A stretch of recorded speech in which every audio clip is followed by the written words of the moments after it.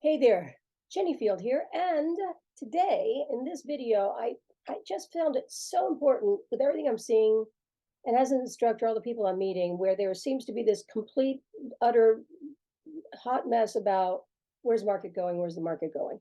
And guess what? The market always goes somewhere. That has been the same for as long as I've been doing this. So what I decided to do is reach out to my good friend, former NAR president, and long time family realtor. His entire family is in the real estate industry in Rhode Island, Mr. Ron Phipps. And so I interviewed him because I wanted to have those of you who have concerns, or those of you who are throwing up your hands and the sky is falling, might be able to get a little tiny bit of wisdom from somebody who's been doing it for over 40 years. That's Pepper, my dog. She's part of my show. And that's Bear, the other one, also part of my show. And I think that in this conversation, you're going to have an opportunity to really see that you just have to adjust. And we're going to talk about that. So I hope you enjoy it. I love doing it with Ron because he's one of my favorite human beings on the planet. And I'm sure you're going to learn something. So watch and reach out. And oh, by the way, don't forget, subscribe, please. And I'm planning on doing more and more videos, at least one a week in perpetuity as everything changes, and just to talk about what's going on and be of support as much as I can. So I hope you enjoy the video. My friend Ron Phipps, I am so excited to have an opportunity to chat with you today. I really appreciate you taking your time. I know how busy a guy you are. So I called on you to do this because I think with markets shifting the way they are, I think anytime you have the opportunity, the aging population has the opportunity to hear from someone who's been an NAR president, been in the business for Forever. like centuries. Forever. An antique Neanderthal realtor. I got it. And because of that, with things changing, I just think that the wisdom you can bring to a conversation is an important one. So I've only been in the business for 36 years, but your family's been in the business, I think, since the dinosaurs. Is that about right? Yeah, actually, my grandfather was a city assessor in Redwood City, California. So yeah, I'm the third generation of four generations, and we're working on the fifth. So we're pretty good on that. And yes, I personally been involved in real estate full time for almost 42 years. So I've seen just fundamental changes. And I was smiling today when we said we are going to do this. I remember when we would share listings, like it was really cool. And we had thermofaxes, and the thermofax we would have to photocopy because the thermofax would fade And melt, yes. and people go, what is the thermofax? I said, don't worry about it. It's all good. But we're just in a really fascinating time right now. It's exciting, challenging, and definitely thought-provoking. But I think if I were, correct me if I'm wrong, that when you've been doing this as long as you and I have, and I'm not 42, I'm only 36, but when you've seen it before, more often than not, somebody like you, somebody like me will shift before the problem really gets ugly. And I can share with you that no matter how many downturns, I still did pretty well when I was just selling real estate and or managing. And I'm assuming you as well. I mean, It's kind of funny. We had a strategic planning meeting for the company. We're a micro company, Jenny. We've been bigger at certain points, small at other points, but at the end of the day, we're a family business. And my mom started the business when we relocated into Rhode Island, and it's always been the motto of the company: our family taking care of yours. oh, I love that. You're gonna make, yeah, it's so who we are. But what it means is we have to make certain that the degree of care is consistent with what she set in motion on April Fool's Day more than 45 years ago. And there's actually a really cute story about her starting the business. But in the conversation yesterday, as the market gets more challenging, the fact of the matter is we find that our market share actually increases because people circle back to say, look, we need people with experience in these prior markets. Exactly. As a practical matter, this is a normal ebb of value, and it is a normal market change. And that's something that a lot of the consumers, and frankly, a good number of our agents, do not appreciate. And what I worry about is the biggest change in where we are fundamentally right now is not the market. The market's doing what a market normally does, but the impact of the internet and social media on expectations. Right. They look at 7% is expensive money. Jenny, when I started full-time 30-year fixed rate mortgages were in excess of 18%. Yep. And guess what? We did business. Still sold Now, houses. we were really, really clever, and clearly the interest rate put huge pressure on pricing. Mhm. But there's a relationship.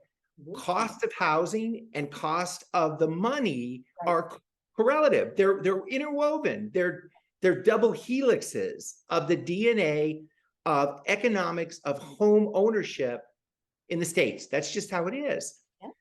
And it's funny. So right now I've got a property on the east side of Providence, and I'm not getting the traffic I want. Mhm. And the fact of the matter is that right now you can rent a condominium similar to this for slightly less than it would cost to own. Right. So I've gone to the homeowner and said, okay, let's talk about a buy down.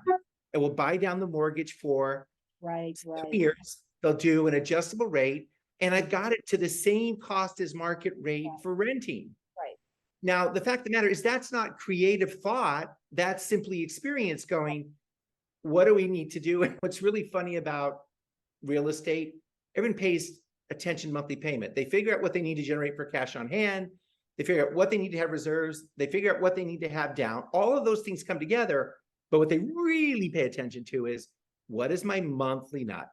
Yeah. And that's kind of what we're focused on. So I view the market change as a healthy one because I like getting back to a point of parity between buyers and sellers.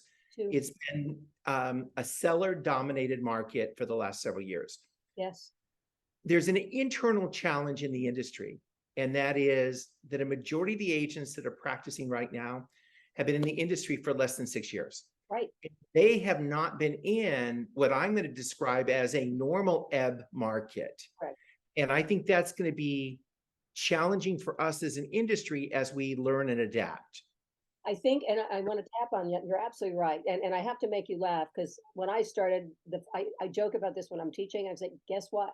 When I started in real estate, the phone was attached to the wall. Yes. Well, and the thing about it is, it actually had a device that you dial where you moved. Like I have my grandkids look at it and they're looking, going, how do you call Poppy? I'm saying they said, oh, this is fun. Like, it's cute. And I'm going, nah, it wasn't convenient, but anyway. And I had thermal fax machines, and the only way you knew what was going on because that was started in Fairfield, Connecticut. And the only way you knew what new listings there was because there was a runner that took all the new listing flyers. Remember Right. that? Yeah, I remember that vividly. Yeah. The fun part about all of it, and I say fun, the fact of the matter is there are homeowners who need to sell, there are home buyers who need to buy. Transactions are going to happen, and those realtors that keep their eye on the ball and focus on those needs will do really, really well. Right. And I say the same thing that you said because I just taught a class. I was in Nebraska and I was teaching. And I asked how many people in the room. I had about 45 students. I asked how many people in the room had been in the industry 10 years or less. Because if you look at 10 years back, yes, somewhat normal, but meeting in sellers and then sellers. And those folks, until somebody starts making them understand they have to get additional training on how to have a different conversation, don't quite know what to do. And that can be challenging for the industry. It's one of the things that I'm seeing as an instructor is more real estate negotiation expert classes being booked where I just had 65 students for North Carolina, all on negotiation, all on learning how to communicate, all on how to tell a buyer, don't worry, 7%. My first, by the way, you won because you had 18. My first house, I had 9% 1-year adjustable rate mortgage, and I was happy. And you would have been. Because it was 10, 12, 13%. So I was happy. But Jeannie, there's also a lesson in that. Yes. You paid attention to what the monthly payment was. Yes. To get onto that first step of home ownership. And I do think that's something that is missing in the discussion, that the pressure on price is actually making affordability possible. And does it mean you're going to do an adjustable rate? Yeah, likely. But it gets you into that home ownership situation. And then when rates do adjust, and we know rates are like housing values, they go up and down, but you're going to be in an ownership situation where you simply refinance rather than be in a market where you're competing against lots of other buyers. Exactly right. And I think you really miss the advantage to buyers that this higher interest rate scenario has created. Now, the sellers have to be realistic, and Yeah, there's another conversation. That's another piece that I have concerns about. When I was teaching for North Carolina, they actually provided me, I was grateful to see, they provided me with their local data statistics for the months of August and September. And what I saw, so they, at the end of the class, 2 days, they said to me, so what do we need to do? I said, you need to pay attention to what the market is doing. I'm looking at your numbers right here, and I'm seeing I think it was a 42% month over month increase in absorption rate. More listings, a lot more. Now, it was still a low months of inventory, but that's a massive thing, a massive indicator. How many, because I have one thing that I receive every week on my own personal landing page on my MLS, and it shows how many new listings, how many pendings, and I can just right, look at those two pieces of data and know, know what the market's doing. but It, we haven't done a good job of teaching the agents how to pay attention to that. no, and I think that those associations that teach our contemporaries how to be effective in a normal market or a correcting market, or frankly, we think of the price as like a free falling knife, you're going to grab it and get cut. You Yeah. know what? The analogy doesn't work. Right. The fact of the matter is, it is a correcting market, and it may be a porcupine, it's not a knife, because there's still inherent value.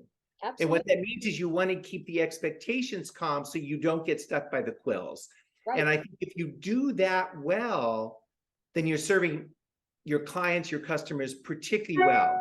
But to your larger point, and I think it's dead on, the data has to inform the decisions. Right.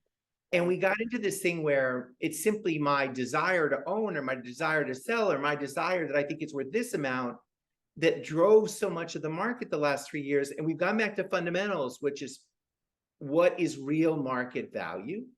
What is sustainable? And given the supply and the demand, what's parity? Mm-hmm. And funny dynamic right now is those sellers that are not strategic are acquiring days on market. Yes. And in my humble opinion, days on market are the single biggest challenge for value.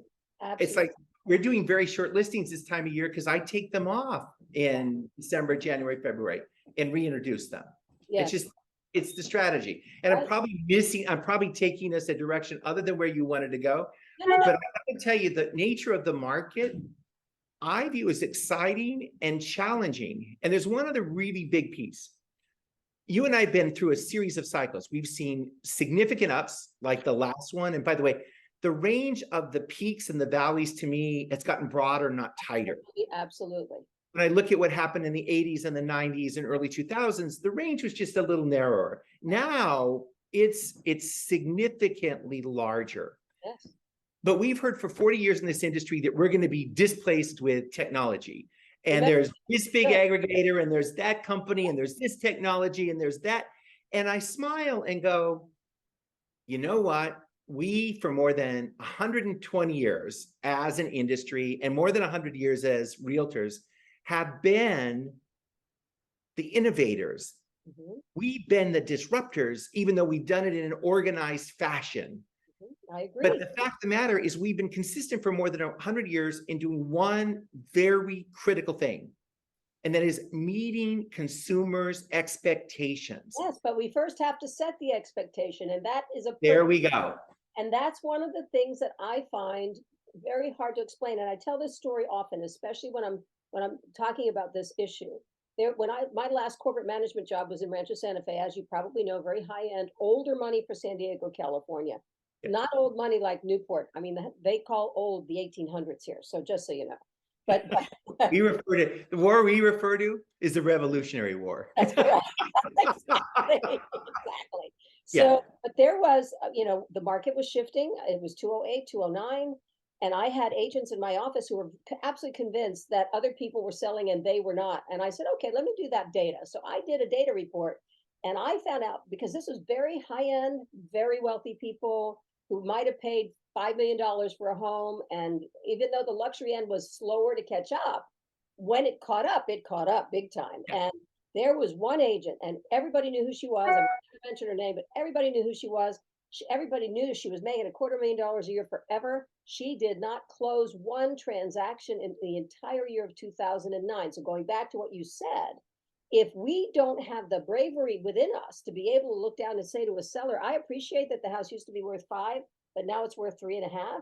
You have to figure that out, seller. Do you need to move or do you want to move? And we Right.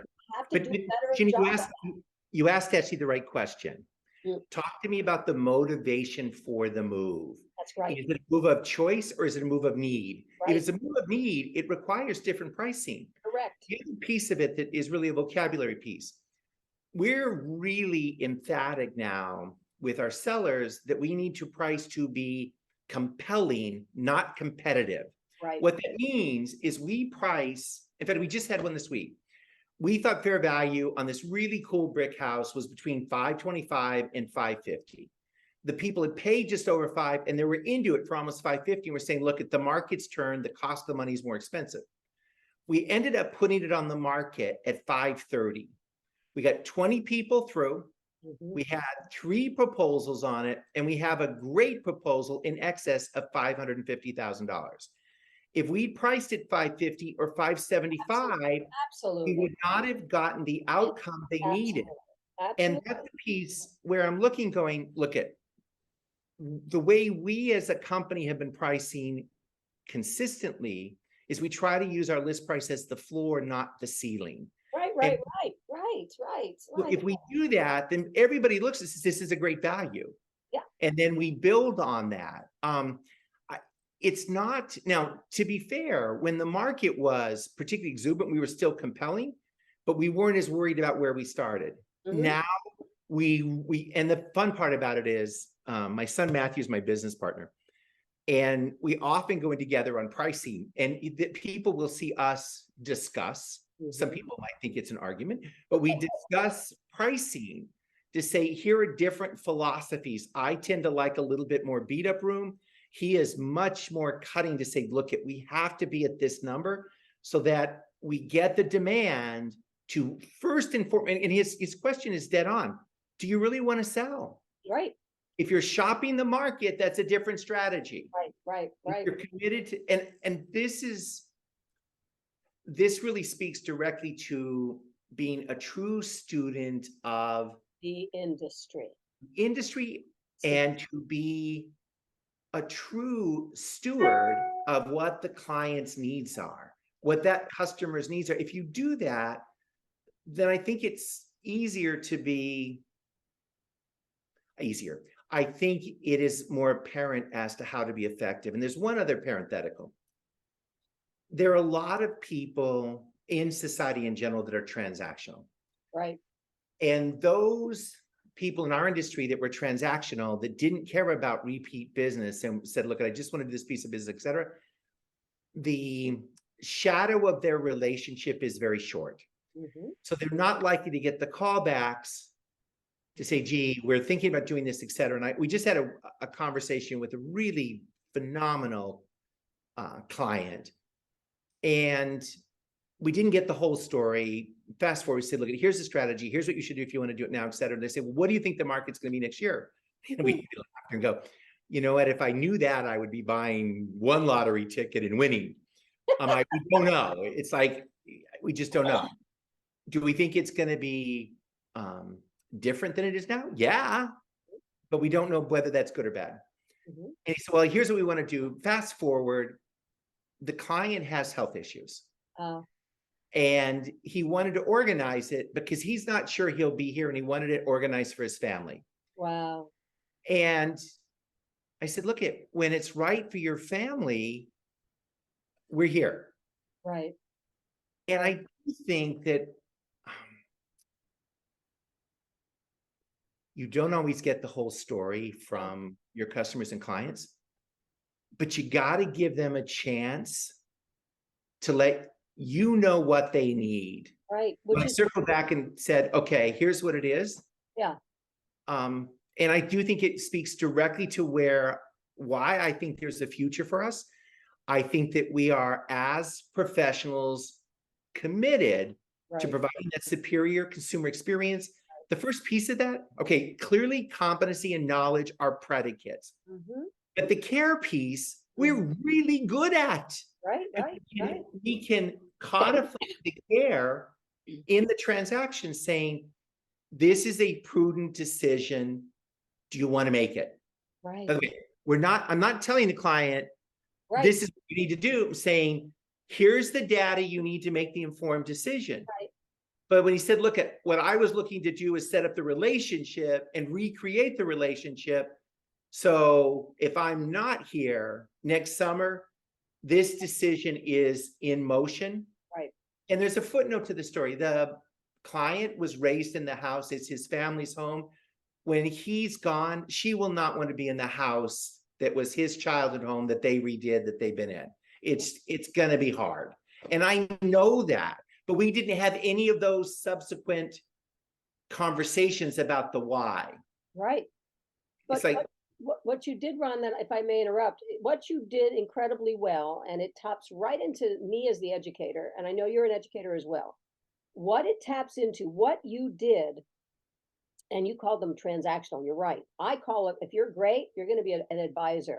Your yep, job is to ask great questions, shut up and listen, be an yep, active listener, get to the core of the purpose, and be at some level, because this is one of the things that I often talk about. You must at some level be disconnected from the outcome. It ain't about the money, it's about the human being. And when you do that well, your business is repeat and referral in perpetuity because you have cared about the human being.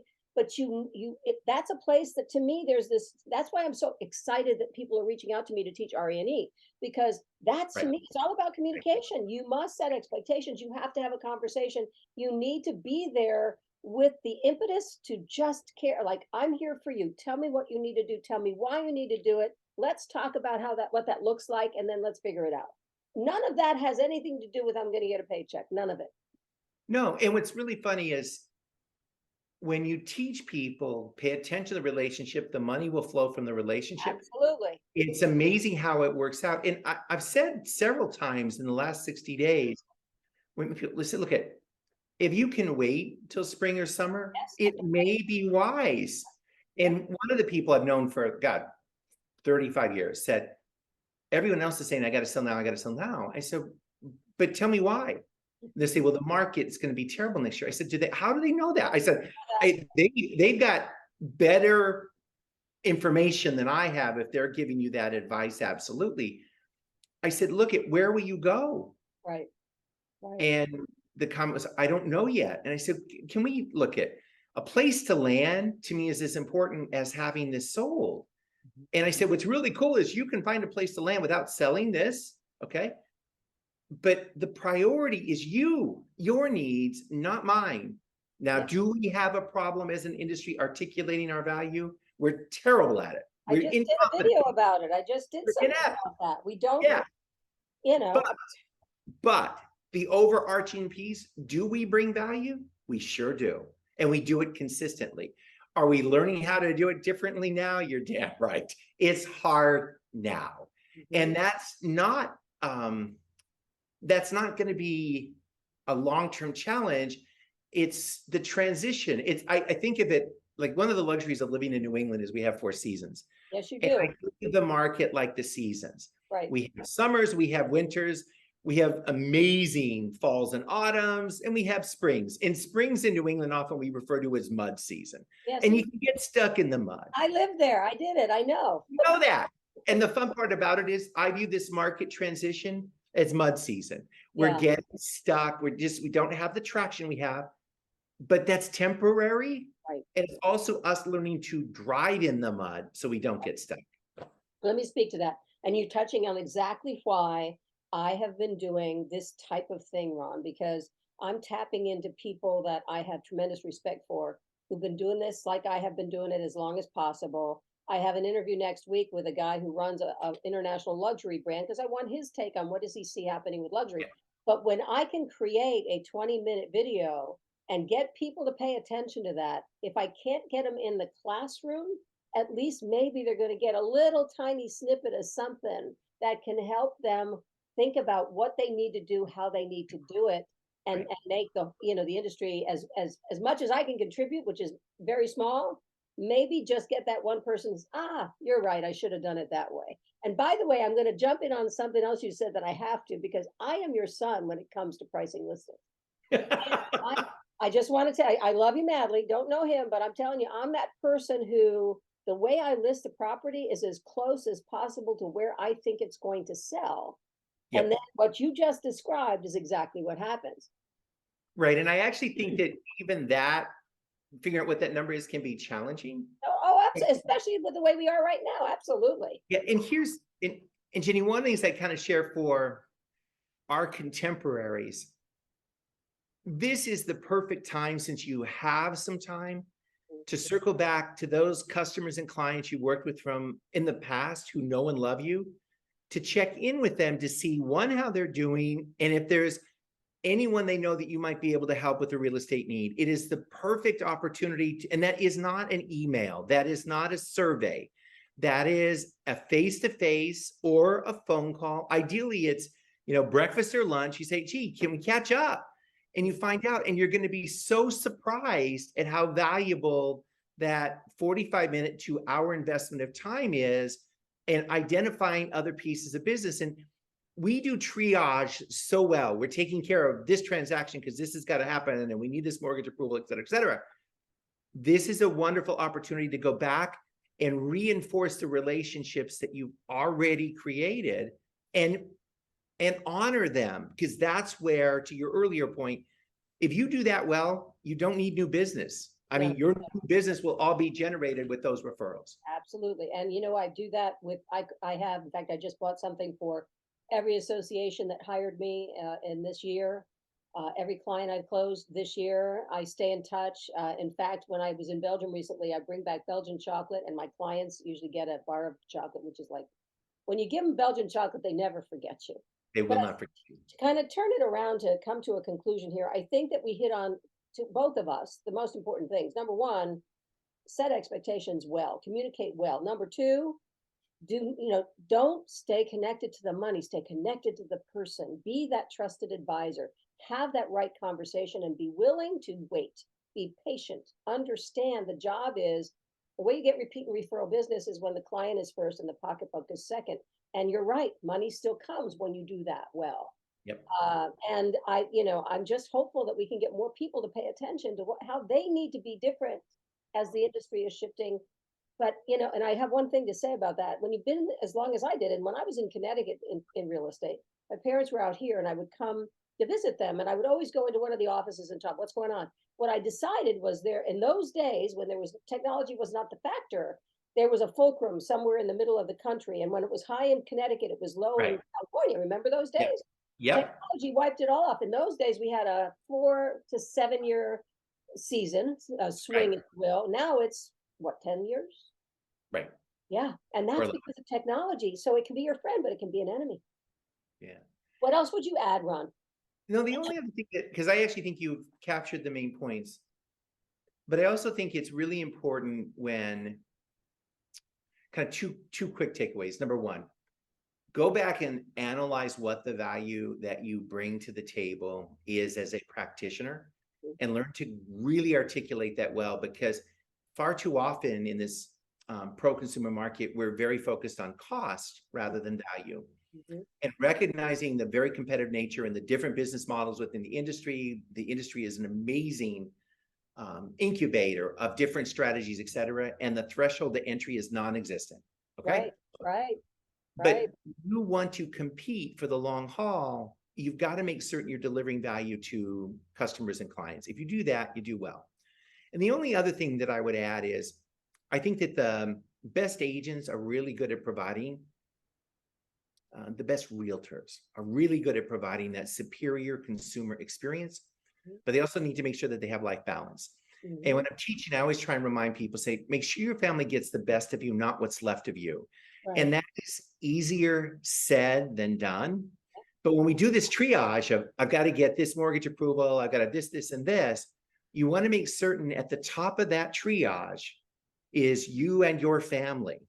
If you do that, you'll be fine. But as we go into a market where there's going to be so much more emotional stress because of the nature of the economy and housing, you need to make certain that you have those releases, those touch tones, and reconnect with those priorities. Absolutely. And what that also means is you reach out to the people the people who give you unconditional love, but also give you just honest, crisp, raw advice. And I always say to people, are you sure you're asking me for an opinion? Are you sure you want it? Because if you want me to make you feel good or give you something to be the equivalent of a pat on the head, I'm the wrong ask. But if you want somebody to say, look, this is good, this is better. And that brings me kind of to my final observation. I think that we as professionals should stop asking what we did wrong, but start asking, how can I do better? Yeah. And I think that that's the right question, because the fact of the matter is we're doing really good work, but we can do better. Let's find out what going from good to great is, what going from superior to superlative is, and that's within our capacity and our grasp. Absolutely great final point. And so many other things trickle into my brain. And yeah, when I was teaching last week at RENE, I was teaching last week, and I said, well, one of the students actually asked me, well, how do you keep life balance? I said, I'm going to tell you very clearly what I did when I was managing. And at the end of the day, I went home by no later than 6 o'clock. I would walk out of the door, wipe my feet, close the door, and I was now mom. Because I was a mom when my daughter was 10. And so I was home. And when I was home, I was mom. And my entire agent population, even my largest office of 250, knew that and never bothered. They respected, but you created limits. Absolutely. So created limits and priorities. Absolutely. Expectations, creating limits and boundaries. And priorities. Yeah, absolutely. The recipes are so basic. Yeah. And they're so commonly ignored. Come on, guys. I listened to the conversation. I think back. You and I would have had the same conversation 10 years ago, 30 years ago, or 40 years ago, because the industry has changed in terms of mechanics and technology, but not in its why. Right. That's where the why has been consistent the whole way through. And I'm going, okay, there's always going to be room for a why that answers the consumer's question. Yes. That's what we do. And it still involves two people and a house. Yeah. And that hasn't changed forever, as far as I can recall. It's a property and two people. And what also I see in this point I'll make, and then we can close, is we forget that real estate, when you're going to move into a home, is a long-term investment. This is not a buy it, own it for an hour and a half. Are you buying a house or are you buying a home? And that remains fundamentally the same for as long as you've been doing it, even longer than me. So well said. Any last points, my sweetheart? No, it's always a pleasure. I adore you. I have so much respect for you. Mutual. I really appreciate you taking the time to be with me, and maybe we'll do this again on maybe a different subject sometime. And I look forward to seeing you very soon, I hope. You will. Thank you. Thank you, Ron. Well, I hope that was helpful and gave you just a tiny nugget or two on what to do. The most important thing you have to remember, and we talked about it, is knowing your data, knowing your statistics. Stay ahead of the curve. Don't catch up. And when you do that, you're going to find you'll survive no matter what the market is doing. I can share with you, as a long-term realtor, I still sell houses today. I've always been a student of the industry, and that's what this was about. Be a student of the industry, pay attention to data, pay attention to statistics. And when you do that, you're going to be able to have better conversations with your clients. And also remember, it's always about the client. It isn't about you, and it can never be about the money. As Ron said so wisely, when you do the right thing, the money flows. And he's right. And my business is 100% referral because my clients trust me. So I hope it helped, and subscribe, and I look forward to seeing you the next time.